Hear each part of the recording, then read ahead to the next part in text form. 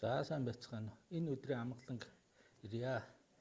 Эрүүл мэндийн яамнаас ээлжилт лайв эхэлж байна. Ингээд цар тахлын үе, COVID-19 үед жирэмсэн болоо төрсний дараах үеийн зөвлөгөөг өнөөдөр өгье. За ингээд COVID-19 үед жирэмсэн болон төрсний дараах үед манай эмэгтэйчүүд маань юу анхаарах вэ? Ямар онцлог юм бэ гэдгийг би тодорхой мэдээллүүдээс авсан мэдээллийг та хэдэд зөвлөгөө болон өгөх гэж байна. За ер нь бол жирэмсэн хөгжлийн бэрхшээлтэй 60-аас дээш насны бага насны хүмүүсүүдийг эрсдэлтэй бүлэгт авч үзэж байгаа. За гисэн хэдий ч жирэмсэн үеийн тусламж үйлчилгээ COVID-19-ийн тусламж үйлчилгээг бол айхтар өөрчлөлт бол байхгүй, шин тэмдэг өгсөн эргэлзээтэй баталгаажсан үед бол тусламж үйлчилгээ бол зохих 4 журмын дагуу гарсан заавар журмын дагуу тусламж үйлчилгээ явна. Хамгийн гол нь сэтгэл зүйн бэлэн байдал байх хэрэгтэй. Айхтар айдас гэдэг юм уу, айхтар хүдстэй байжгаад жирэмсэн маань тодорхой хэмжээний хүний сэтгэл зүйтэй холбоотой байдаг болохоор энэ байдлыг бол 50 байх нэгд зөвлөгөө өгөх чиглэл маань энэ байна. За нөгөө талаар жирэмсний онцлог шин тэмдгүүд байдаг. Жишээлбэл жирэмсний ихэнх үед бол төв мэдрэлийн системээс дотор муухай оргих, хоолн дургүй болох, үнэрд мэдрэх болох гэсэн ийм шин тэмдгүүд илүү гардаг болохоор энэ үед бид нар хоол хүнсээр аль болох гарч байгаа шин тэмдгийн дарах эмчилгээнүүд бол хийгддэг, хянагддаг. За мөн бидний COVID-19 үндсэн халдвар хамгааллын дэглэм, ариун цэврийн дэглэмээ бол барьж явах ёстой. Гараасаа угаах, аль болох олон хүмүүстэй газар явахгүй байх.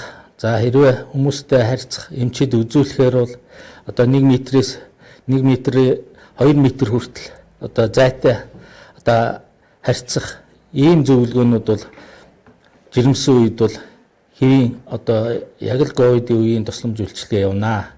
За энэтэй холбоотойгоор бидний гол анхаарах ёстой юм маань бол ер нь жирэмсний явцад өөрчлөлт өгж гэнэ үгүй юу? Жирэмсний хүндрэл өгж гэнэ үгүй юу гэдгийг бас давхар анзаарж явах ёстой.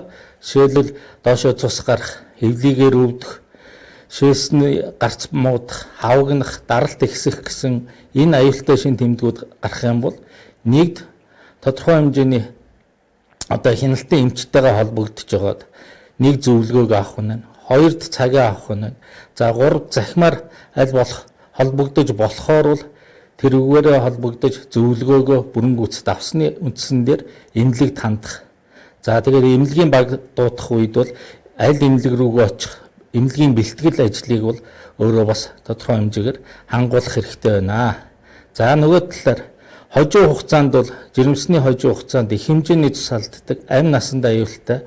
Ялангуяа ураг гэдэг юм уу, ээжийн эрүүл мэнд амь насанд аюултай байдаг болохоор энэ талын зөвлөгөөнүүдийг бол цаг тухайд нь авч явах нь зүйтэй юм аа. За жирэмсэн үеийн шинжилгээнүүд дээр бас анхаарахгүй болохгүй. Жирэмсний онцлогоос хамаарат энэ ачаал өгж байгаатай холбоотой бие эрхтний архаг кууч өвчнүүд сэдэрдэг, үндэрдэг. Энэтэй холбоотойгоор андуурагддаг зүйлсүүд байна. Ялангуяа энэ амьсгалын замын халдварууд, ялангуяа энэ сүрье, архаг бронхит энэ өвчтний үед бол мөн ижил шин тэмдгүүд өгдөг болохоор энэ дээр манай эмэгтэйчүүд анхаарч хяналтанд явдаг бол хяналтынхаа эмчтэй холбогдож, диспансерын хяналтанд явдаг бол диспансерын хяналтын эмчийн зөвлөгөөг дагах шаардлагатай. Нарийн мэрэгжлийн эмчийн зөвлөгөө авах шаардлага гарах юм бол их ойрхон эмэгтэйчүүдийн эмч болон тэр тухайн чиглэлийн хүндрэл гарсан эмчийн зөвлөгөө авдаг. Тэгэхээр шин тэмдэг гарсан шинжилгээнүүдийнхээ өөрчлөлтийг бүрэн гүйцэд эмчтэй мэдээлэл өгснөөр тусламж үйлчилгээг цаг алдалгүйгээр авах боломжтой. За төрсний дараах үед бид нар бас анхаарах юмуд байдаг. Хэдий төрөлт хэвээ явагдаад няран хэвийн байгаа боловч яах ёстой гэхээр гарч байгаа шавхрагны хэмжээ, өнгө, үнэр тодорхой хэмжээний умаа агших процесс явагдахтай холбоотойгоор хэвлийгээр баг зэрэг хатвар зангирж өвдөх ийм шин тэмдгүүд өгдөг. Энэтэй холбоотойгоор манай одоо эмэгтэйчүүд энэ гарч байгаа шавхарныхаа хэмжээг өнгө үнэр өөрчлөгдөж байгаа эсхийг одоо хяналтын эмчтэй, дийлэнхтэй өрхийн эмчийн хяналтанд явдаг болохоор энийг бол бүрэн гүйцэд мэдээлэл өгдөг байх хэрэгтэй. За нөгөө талаар одоо хөхний арчилгаа бас нэлээд баггүй анхаарлыг хандуулах ёстой.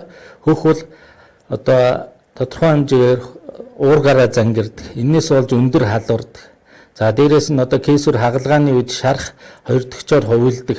Энэтэй андуурагдахтай холбоотойгоор энэ халууралтын процессыг энэ COVID-19 дахлын үеийн шин тэмдэгтээ бас андуурагдах ийм магадaltaй байдаг. За энэ үед бид нар ерөөсөө шин тэмдгээс гадна шинжилгээнүүдийг өгөх нь. За дээрэс нь бидний энэ илрүүлээд байгаа одоо шинжилгээний гол үндсэн дээр тулгуурлаж юу анхаарах вэ гэхээр нэгд одоо төрсний дараах үе маань тодорхой хэмжээгээр бие эсэргүүцэл буудсан байдагтай холбоотойгоор энэ халдвар голомтыг бол аль болох эрт илрүүлж эмчилгээг бүрэн гүйцэд төгс одоо өргөн хүрээний антибиотикийг авснаар тодорхой хэмжээгээр эмчилгээ эрт эхлэх юм бол хүндрэлээс сэргийлэх боломжтой юм аа. За хөхүүлэх үедээ манай ээж нар юу анхаарах вэ гэхээр ер нь бол одоо байнгын гар угаах ямар нэгэн юмд хүрэлцсэн тохиолдолд гарыг саунтер сайтруулах энэ зөвлөгөөнүүдийг дагахын зэрэгцээ хөхийг мөн одоо арчлах, угаах, за мөн хөхүүлэхээс өмнө одоо хүүхдээ бас тодорхой хэмжээний бэлдэх шаардлагатай байгаа. За гэр бүлд нь одоо тодорхой хэмжээний зөвлөгөө өгж байгаа тохиолдолд гэр бүл бол дэмжлэг үзүүлж явах ёстой. Ялангуяа хяналтын үед байгаа, одоо хязгаарлалтын үед байгаа тохиолдолд бол одоо эмнэлгийн үйлчилгээ бас тодорхой хэмжээний хожигдож очих гэдэг юм уу? Тодорхой хэмжээний хүндэрж эмнэлэгт хандах ийм тохиолдлууд одоо дэлхийд даяар байгаа болохоор энийг бас анхаарах хэрэгтэй. Ялангуяа ямар нэгэн шин тэмдэг гарлаа бидний одоо өгөөд байгаа өндөр халууралт, хий ханиалгалт, цээжээр өвдөх. За дээрэс нь хавталтай байсан ийм хүмүүстэй уулзсан ч гэдэг юм уу. Ийм байгаа тохиолдолд иргэн өөрийгөө хамгаалах эрхтэй. За хамгийн гол юу маань дэглэм маань яаж зөрчигдсөн байх вэ гэдгээ бас өөрөө дотроо олж за эмнэлгийн ажилчдад бүрэн гүйцэд мэдээллээр хангаж ээж тусламж үйлчилгээг зөв чиглэлийн дагуу авах нэ. Энийг манай эмэгтэйчүүд бас одоо санаж энийг биелүүлж ажиллах зөв болов уу гэж бодож байна. За дараагийн нэг зөвлөгөө бол ер нь тусгаарлалтын үед төрсөн нэрад ямар тусламж үйлчилгээ үзүүлэх вэ гэхээр шууд одоо хөхүүлгсэн ийм удирдамж байхгүй. За эмнэлэгт төрж байгаа Монгол улсад бол дийлэнхтэй 100% эмнэлэгт төрж байгаа тохиолдолд бол шинжилгээнүүдийн хариуг харж ээж за тухайн зөвлөмж заавар эмнэлгүүдээр ирсэн байгаа. За хөхүүлэх, амлуулах зүйлсийг бол их баригч эмнэлгийн мэрэгчлэтнүүд бол хариуцаж хийх нэ. За хүүхдэд гарч байгаа шин тэмдгээс хамаарат дийлэнхтэй ер нь бол одоо томоо төс төвчний шин тэмдгээр илэрдэг. Энэтэй холбоотойгоор бид нар энэ одоо шин тэмдэг асуумж за дээрэс нь ерөнхий биеийн байдлын үзэлгээр бол дээрх зүйлсийг тодруулж оншилж болох нэ. За ингээд анхаарал хандуулсанд та бүхэнд баярлалаа.